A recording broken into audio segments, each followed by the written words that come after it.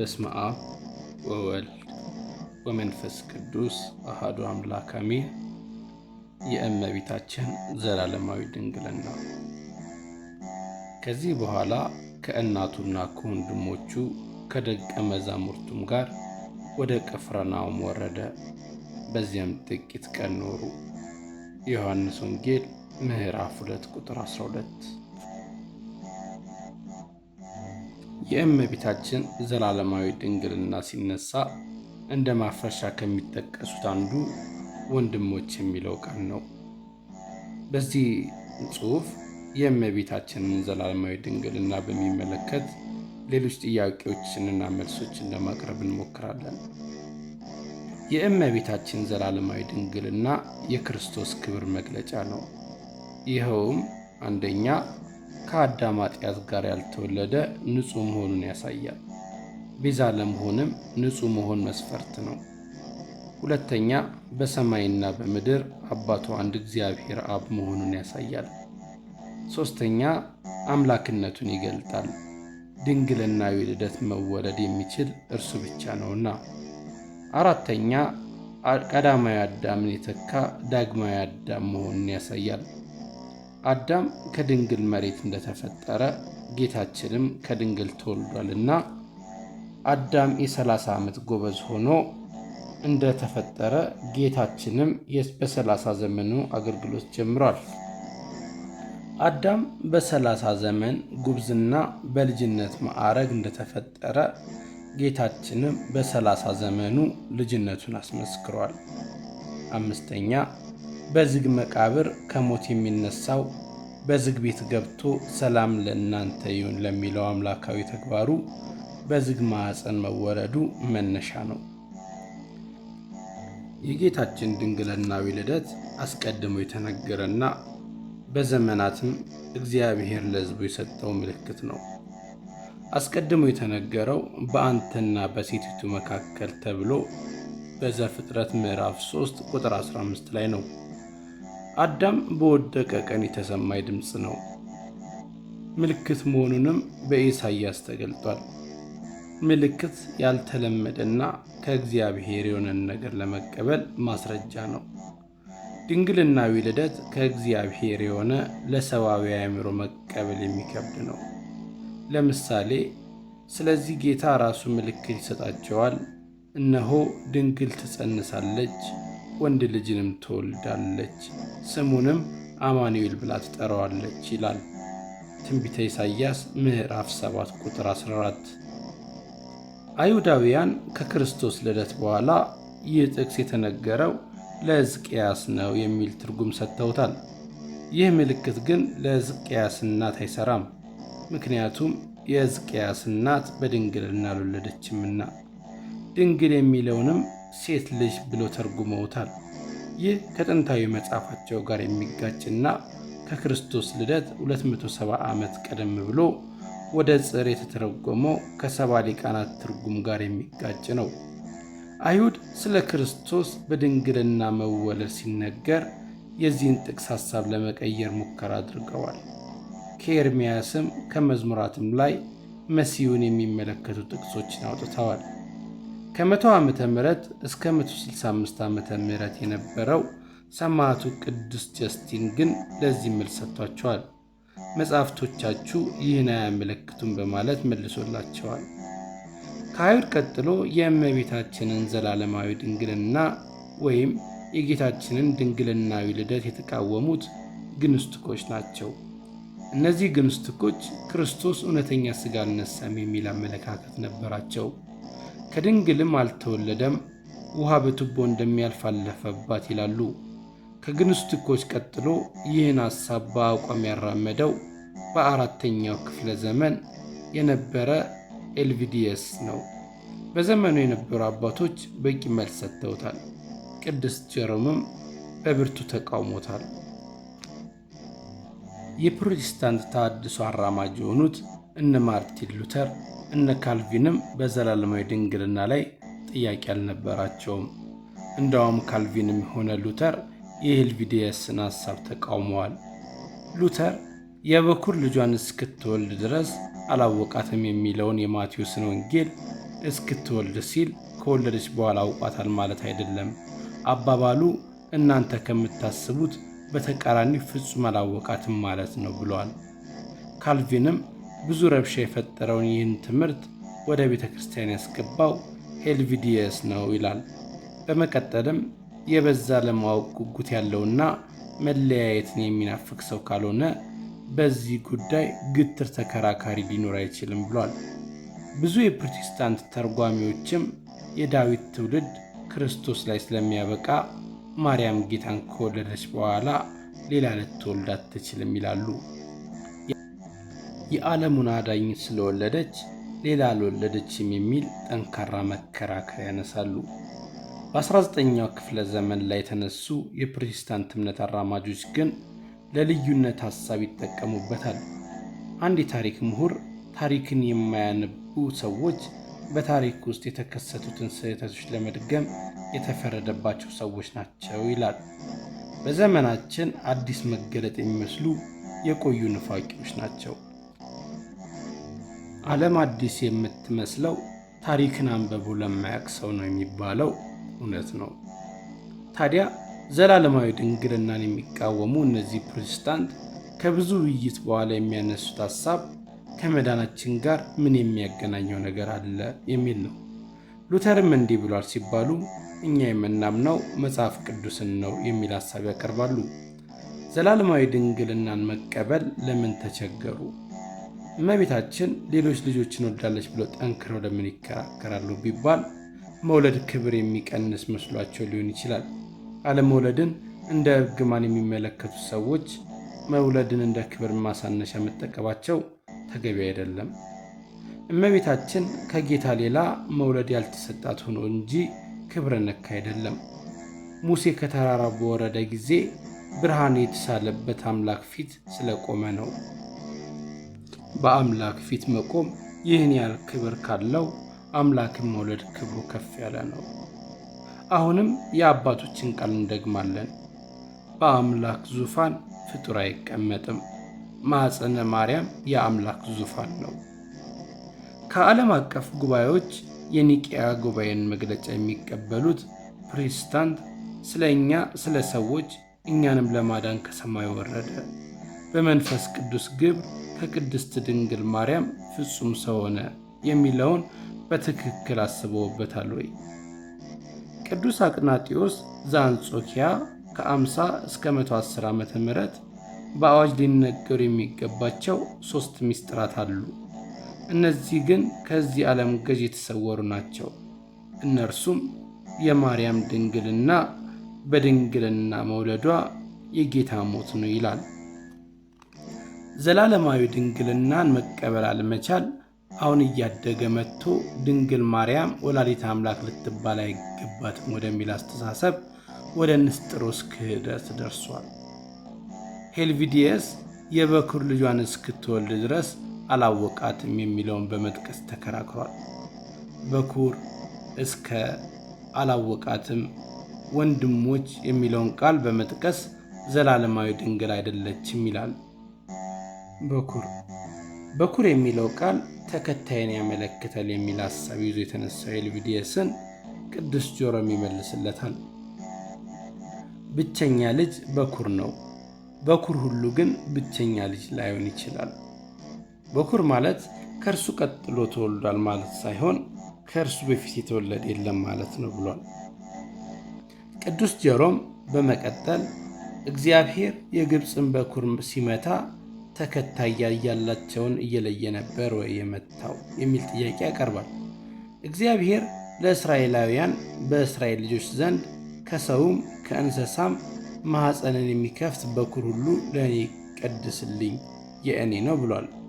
ዘጸአት ምዕራፍ 13 ቁጥር 2። እነዚህ በኩሮች ተከታይ ላይኖራቸው ይችላል። ጀሮም አሁን በኩር የሚለውን ቃል የክህነት ማዕረግ ነው ይላል። ለዚህም የሚጠቅሰው ከሙሴ በፊት የቤቱ በኩር እንደ ካህን ይታያል በማለት ነው። ጌታችን ኢየሱስ ሊቀ ካህናት ነውና በኩር መባሉ ክህነቱንም ለመግለጥ ነው ይላል ጀሮ። ዕብራውያን ምዕራፍ 4 ቁጥር 14። አንድ ጸሐፊ አንድ አዲስ መጽሐፍ ስታነቡ 3 የቆዩ መጽሐፍትን ማንበብ አለባችሁ ይላል። አንድ አዲስ ሐሳብ ሲመጣ ከዚህ በፊት ተብሏል ወይ? የቀደሙት አባቶች ለሐዋርያት ዘመን ቅርብ የነበሩት እንዴት ነው የተረዱት ማለት ያስፈልጋል። በኩር የሚለውን ቃል የቀደሙት አባቶች እንዴት እንደተረዱት ማጤን ያስፈልጋል። እስክትወልድ እስከ የሚለው ቃል በመጥቀስ ከወለደች በኋላ አውቋታል የሚሉ ሐሳብ ኤልቪዲየስ አቅርቧል። ይህን ሐሳብ ዛሬም ያሉ ወገኖች ያነሳሉ። እስከ የሚለው ቃል ግን ይህን ያመለክታል ወይ? ለምሳሌ የሳኦል ልጅ ሜልኮል እስከ ሞተችበት ቀን ድረስ ልጅ አልወለደችም ይላል። 2ኛ ሳሙኤል ምዕራፍ 6 ቁጥር 23። ሜልኮል ከሞተች በኋላ ወልዳለች ማለት አይደለም። እግዚአብሔር ጌታዬን ጠላቶችን ለእግርህ መቀመጫ እስካደርግልህ ድረስ በቀኜ ተቀመጥ ይላል። መዝሙር 109 ቁጥር 1። ለክርስቶስ የተነገረ ነው። ጠላቶቹ ድል ከነሱ በኋላ ከቀኙ ይነሳል ማለት ነው አይደለም። እስከ ዘላለም ማለት ነው። እስክትወልድ ድረስ አላወቃትም ማለት እስከ ዘላለም አላወቃትም ማለት ነው። እነሆም እኔ እስከ ዓለም ፍጻሜ ድረስ ሁልጊዜ ከእናንተ ጋር ነኝ። የማቴዎስ ወንጌል ምዕራፍ 28 ቁጥር 20። ከዚያ በኋላ ይለየናል ማለት ነው አይደለም። ከወለደች በኋላ አውቋታል የሚል አስተሳሰብ መያዝ ከባድ ነው። ብዙ ምልክቶችን ካየ በኋላ ዮሴፍ ይቀርባታል ማለት ተገቢ አይደለም። ቅዱስ ዮሴፍ ትንቢቶችን በደንብ ያስተዋለ፣ የኢሳይያስን ትንቢት ፍጻሜ በዓይኑ ያየ፣ አይሁድ ያለ ወንድ የጸነሰች ሴት ትወገር ይላሉና ሕይወቷን ከሞት ለመታደግ እንደ መጋረጃ ነበር። አንዲት ሴት ስትዳር አደራ የሚሰጠው ከወላጆች ነው። ድንግል ማርያም በሚመለከት ግን ዮሴፍ የጠባቂነት አደራ የተቀበለው በቀጥታ ከእግዚአብሔር ነው። ማርያምን ለመውሰድ አትፍራ ተብሏል። በተመሳሳይ መንገድም ጌታችን በመስቀል ላይ ሳለ ለዮሐንስ አደራ ሰጥቷታል። ይህን ሐሳብ በደንብ የሚገልጠው ሊቁ ዮሐንስ አፈወርቅ ነው። ዮሐንስ አፈወርቅ አደራው ለጋብቻ ለመፈጸም ሳይሆን ጠባቂ ለመሆን ነው ይላል። እስክትወልድ ድረስ አላወቃትም የሚለው ቃል ከወለደች በኋላ አውቋታል የሚል ትርጉም ለምን አመጣ? እንደውም ከመውለዷ በፊት እጮኛ የሚለው ከወለደች በኋላ ግን በፍጹም አይልም። ለዚህም የግብፅ ስደት ሲመጣና ከግብፅ ስደት በኋላ ለዮሴፍ የተነገረውን ማሰብ እንችላለን። እነርሱም ከሄዱ በኋላ እነሆ የጌታ መልአክ በሕልም ለዮሴፍ ታይቶ ሄሮድስ ሕፃኑን ሊገድለው ይፈልገዋልና ተነሳ፣ ሕፃኑንና እናቱን ይዘ ወደ ግብፅ ሽሽ፣ እስክነግርህም ድረስ በዚያ ተቀመጥ አለው ይላል። ማቴዎስ ወንጌል ምዕራፍ 2 ቁጥር 13። በዚህ የመጽሐፍ ቅዱስ ክፍል ሕፃኑንና ሚስትህን አላለም። የድንግል ማርያም ግንኙነት ከልጇ ጋር ብቻ ነውና ይህ ጊዜ ጌታችን ከተወለደ 2 ዓመት የሞላበት ጊዜ ነው። እስከ 2 ዓመት ታዲያ እንዴት እኒህል ቪድስያስ ሐሳብ አልተፈጸመም? ለድንግል ማርያም ያልተሰጣት ስለሆነ ብቻ ነው። የሕፃኑን ነፍስ የፈለጉት ሞቷልና ተነሳ፣ ሕፃኑንና እናቱንም ይዘ ወደ እስራኤል አገር ሂድ አለ ይላል የማቴዎስ ወንጌል ምዕራፍ 2 ቁጥር 20። ይህ ጊዜ ደግሞ ጌታ የ5 ዓመት ሕፃን የነበረበት ጊዜ ነው። ከ5 ዓመት በኋላም ድንግል ማርያም ግንኙነቷ ከዮሴፍ ጋር ሳይሆን ከልጇ ጋር ብቻ ነው። እነዚህ የቀደሙት አባቶች ስለ እመቤታችን ዘላለማዊ ድንግልና ለማስረጃነት የሚጠቅሱት ትንቢተ ሕዝቅኤልን ነው። ቃሉ ወደ ምስራቅም ወደሚመለከተው በስተ ውጭ ወዳለ ወደ መቅደስ በር አመጣኝ፣ ተዘግቶም ነበረ። እግዚአብሔርም ይህም በር ተዘግቶ ይኖራል እንጂ አይከፈትም፣ ሰውም አይገባበትም፣ የእስራኤል አምላክ እግዚአብሔር ገብቶበታልና ተዘግቶ ይኖራል ይላል ትንቢተ ሕዝቅኤል ምዕራፍ 44 ቁጥር 1። ይህ ክፍል ስለ እመቤታችን ዘላለማዊ ድንግልና የተነገረ መሆኑን ቅዱስ አምብሮስ፣ ቅዱስ አውግስጢኖስ፣ ቅዱስ ጀሮም አበክረው ተናግረዋል። ቅዱስ አምብሮስ ማርያም ካልሆነች ይህ በር ማን ነው? ድንግል በመሆኗ የተዘጋ አይደለምን? ክርስቶስ ወደ ዓለም የገባባት በር ማርያም ናት። በድንግልና ሲወለድ መወለዱ የድንግልናዋን ማተብ አላጠፋውም። ቅዱስ አውግስጢኖስ ተዘግቶ የሚኖር ቤተ መቅደስ በር ምንድን ነው? ማርያም ለዘላለም ከነ ክብሯ ትኖራለች ማለት ካልሆነ ሰው አይገባባት ማለትስ ምንድን ነው? ዮሴፍ አያውቃትም ካልሆነ የሰራዊት አምላክ እግዚአብሔር ገብቶባታል ማለትስ ምንድን ነው? ከመንፈስ ቅዱስ ጸንሳለች፣ ከእርሷ የሚወለደው የመላእክት ጌታ ካልሆነ ለዘላለም ተዘግቶ ይኖራል ማለትስ ምንድን ነው? ማርያም ከመውለዷ በፊት በወለደች ጊዜ ከወለደችም በኋላ ድንግል ናት ማለት ካልሆነ ሕዝቅኤል 44ን የሚተረጉሙ ሊቃውንት ስለ ብሉይ ኪዳኗ ቅድስተ ቅዱሳን ያነሳሉ። በቅድስተ ቅዱሳን ከሊቀ ካህኑ በቀር ማንም አይገባም። የመጀመሪያው ዘመን ክርስቲያኖች የድንግል ማርያምን ማኅፀን እንደ ቅድስተ ቅዱሳን ያስቡ ነበር። ምሳሌ የሚሆነው የኪዳን ማደሪያ ውስጥ መግባት ከተከለከለ አማናዊ ቃለ እግዚአብሔር የሆነው ወልድ ያደረበት ማኅፀን ውስጥ ፍጡር ያድራል ማለት ተገቢ አይደለም። እስከ ጋብቻ በድንግልና መቆየት የተሳነው ትውልድ ዘላለማዊ ድንግልና መቀበል ቢከብደው የሚገርም አይደለም። ለፍትወተ ሥጋ የተሰጠ ትውልድ ይህን መቀበል እንደሚቸግረው ብዙዎች ተናግረዋል። ሕዝቅኤል 44 ስለ እመቤታችን የሚናገር አይደለም የሚሉ ወገኖች የሚያነሱት ኢየሱስ ወደ ኢየሩሳሌም በክብር የገባበት በርን የሚያመለክት ነው ይላሉ። ነገር ግን የመቅደሱ በርና የኢየሩሳሌም በር ልዩነት አለው። ለዚህም ማያያዣ የሚያደርጉት የቱርክ ገዢዎች በ1560 ዓመተ ምህረት በምስራቅ በኩል ያለውን የኢየሩሳሌም በር ዘግተውታል። መሲሁ የሚገባበት በር ነው ተብሎ ስለሚታሰብ እንዳይገባ ለመከልከል ነው። ይህ የኢየሩሳሌም ምስራቃዊ በር ለ500 ዓመታት ያህል እንደተዘጋ ነው። ከሕዝቅኤል ትንቢት ጋር ግንኙነት የለውም። ወንድሞች፣ የጌታ ወንድሞች የተባሉት የቅርብ ሥጋ ዘመዶቹ ናቸው። በአይሁዳውያን ባህል የቅርብ ሥጋ ዘመዶች ወንድም መባላቸው የተለመደ ነው። አብርሃምና ሎጥ ወንድም ተብለዋል። ዘፍጥረት ምዕራፍ 13 ቁጥር 8። አጎቱን ወንድም ብሎ ይጠራዋል። ይህን የመሰለ ሩት ምዕራፍ 4 ቁጥር 3፣ ሁለተኛ ሳሙኤል ምዕራፍ 20 ቁጥር 9 ብዙ ታሪኮች ተጽፈውልናል። እመቤታችን ከጌታ ሌላ ልጅ አልወለደችም። አንደኛ፣ እመቤታችን ከጌታችን ሌላ ልጆች ቢኖሯት ኖሮ በመስቀል ላይ ሳለ ለዮሐንስ አደራ አይሰጣትም ነበር። አርጌንስ የተባለ ሊቅ እነሆ ልጅሽ አላት እንጂ ይህ ሰው ልጅሽ ነው አላላትም። ላንቺ እርሱ ኢየሱስ ነው እኔ ማለት ነው የሚል ገለጻ ሰጥቷል። ተጨማሪ ልጅ እየሰጣት አይደለም።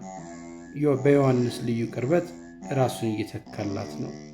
ለምን ስንል ለድንግል ማርያም ሁለተኛ ልጅ እንዳይታሰብ ነው።